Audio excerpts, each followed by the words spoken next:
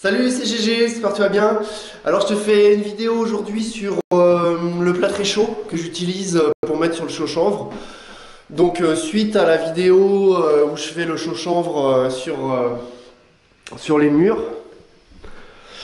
Donc là il y avait du chaud-chanvre, hein. Regarde la vidéo sur le chaud-chanvre, comme ça moi tu comprendras et je te la mets dans la description de la vidéo en dessous. Alors voilà. Donc moi j'utilise du plâtre chaud de chez Vieuxjeau.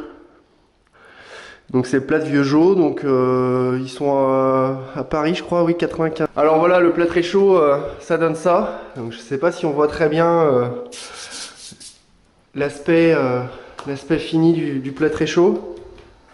Donc c'est comme du plâtre, hein, ça devient dur, donc il y a un peu de chaud dedans. Donc c'est très respirant, avec le chaud-chanvre. Tu peux faire des enduits avec du chanvre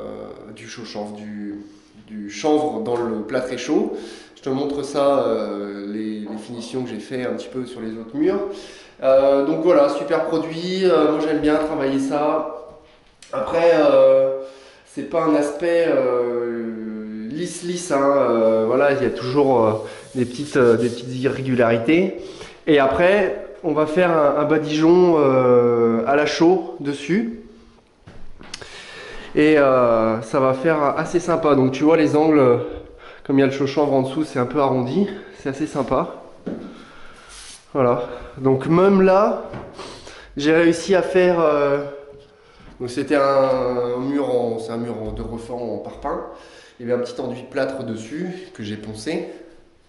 Et j'ai même réussi à faire une petite couche pelliculaire sur ce mur là. Donc tu vois, ça fait un peu aspect rustique, hein, avec un badigeon. On va faire un lait chaud dessus. Donc je te montre dans les autres pièces ce que j'ai fait comme finition. Donc regarde ici, j'ai fait du plâtre chaud avec du chanvre. Voilà, donc on voit les paillettes de chanvre comme ça là. Alors pour avoir cet aspect là, j'ai bien attendu que ça soit dur. Enfin je l'ai lissé comme un plâtre.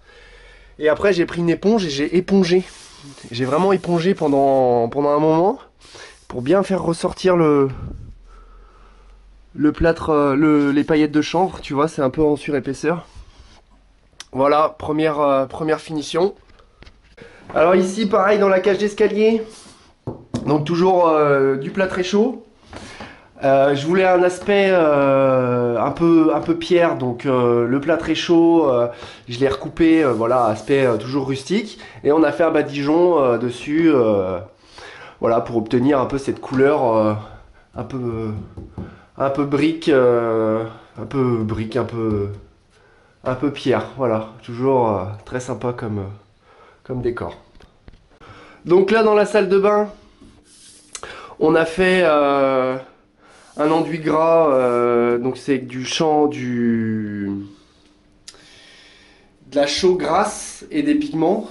Voilà, une espèce de tas de lac un peu qu'on a mis sur le plâtre chaud, qu'on a serré avec du savon noir. Voilà, donc bel aspect, ça résiste à l'humidité, c'est étanche, très solide, c'est très beau, j'aime bien. Donc là maintenant on est dehors, donc ça se fait aussi dehors. Donc tu vois, plâtre chaud à l'extérieur. Donc bon, c'est côté est, hein, côté est, avec un bon débord de toit dessus. Et là c'était même plein de vieux sacs qui étaient dans mon ancienne entreprise qu'ils allaient jeter. Et en fait j'ai tout mélangé, les sacs, il y avait des sacs un peu couleur ocre, tout ça, donc c'est pour ça que ça donne un peu cette couleur ocre. Et j'ai mis un peu de terre aussi dedans pour accentuer l'aspect un petit peu ocre. Donc bon produit qu'on peut même mettre à l'extérieur, tu vois, ça me prend même un peu l'humidité. Il n'y a pas de souci d'humidité, ça tient très bien à l'extérieur. Ils ont des bons produits pour mettre à l'extérieur. Voilà, bon bah c'était une petite vidéo un peu pour te faire retour d'expérience sur le plâtré chaud que j'utilise assez régulièrement. Je vais essayer de développer encore un peu plus ce côté plâtré chaud avec paillettes de lin, un peu plus de terre, enfin voilà, faire un peu plus d'essais.